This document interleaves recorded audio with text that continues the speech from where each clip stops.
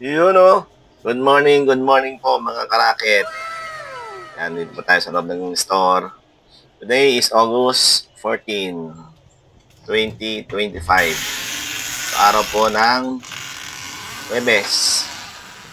Tara, samahan niyo po kung pumadyak at magbanat ng buto. Ang ganda ng panahon. Samantalahin ko po yung sikat ng araw ngayong umaga. Kasi lumipas yung maulan na panahon last week. So ngayon, may init.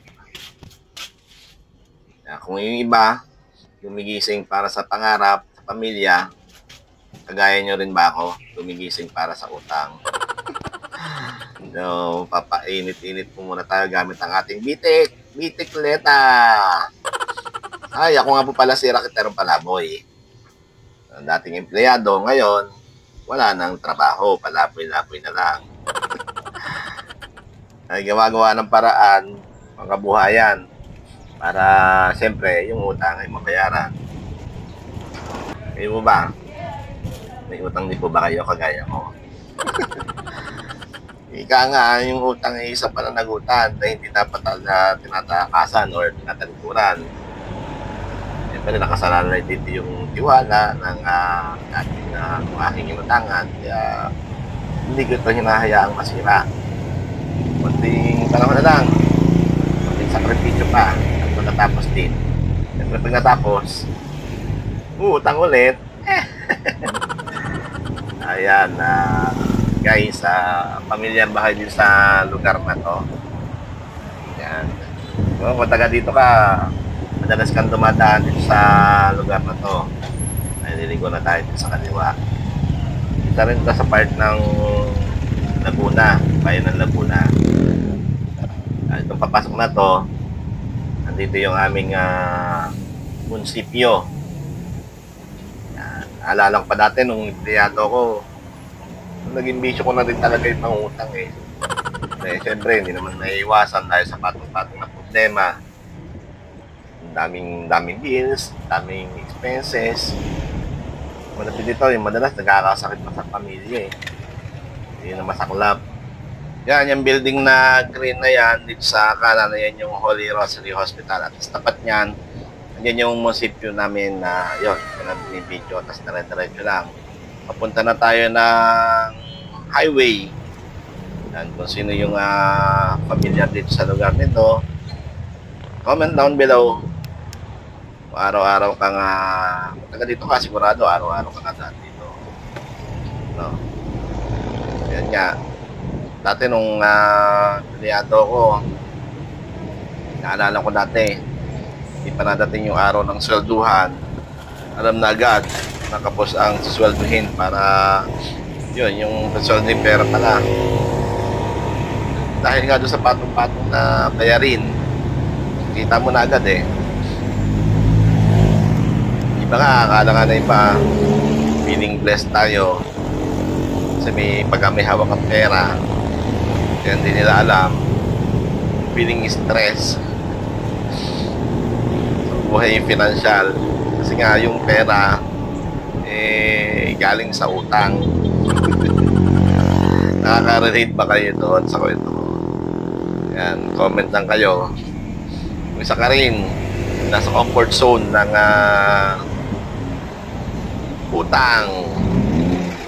utang serye sa buhay. Ay, ito ng lugar na to, tukaran na to. Yan ako nagja-jogging. Yung Pasture of Heaven cemetery yan. Private cemetery. Yan, dire-diretso lang. Nasa highway na tayo. Para sa akin naman, hindi naman masama talaga yung mangutang basta gagamitin na sa tama. Huwag sa luho. Pero syempre, magbabayad tayo ng tama ay sa napagkasunduan para sa kautang ka ulit. Diba? Yung building dito sa kaliwa, yan, familiar ba kayo dyan? Andyan yung isa sa sikat na vlogger dito sa Laguna. So meron siyang store doon na bilihan ng helmet at bilihan ng sapatos. Mabait yun, yung vlogger na yun. Bigay ng helmet. Sikat na sikat. Diba? Kaya papaliko na tayo dito sa kanan. Yan. Ito naman yung public cemetery ng Kabuyao. Ito, itong kanan na to. So, yung bandang kaliwa, yun, nakita nyo may mga mural ba tawag yan? Mga mural na paint. So, ginawa yan ng mga school, mga representative school, sila yung mga nag-paint yan. Ganda ng lugar, buhay. Yun ay para marami makadaan, wala matakot kasi sementeryo nga to. Yan. May medyo faded na nga yung iba, oh. Pero ang ganda niyan, mga bago pa. Hanggang sa ngayon naman, patalagaan lang sa mga pink. Ganda, ang ganda yan. Shortcut to. Yan. Yun nga guys, kayo, tingin nyo, paano kaya tayo makakaahon sa utang? Minsan ako talaga, higit pa doon sa gastos para sa kinikita. Ang ano noon, siyempre malamang kahit kalabaw para mas higitan natin yung ating yung kinikita para mabayaran yung mga utang. Wala naman din akong bisyo, walang yosi, inom once a year na lang, inom, tapos di naman din maluho. Tingin ko lang siguro ang isa lang kulang talaga or yung kaalaman ba, pangangalaga ng pera, yung tinatawag nila na financially literate. Yan, kailangan talaga, napaka-importante mo talaga nun paano ka mag-handle ng pera, paano gastusin, siyempre may savings.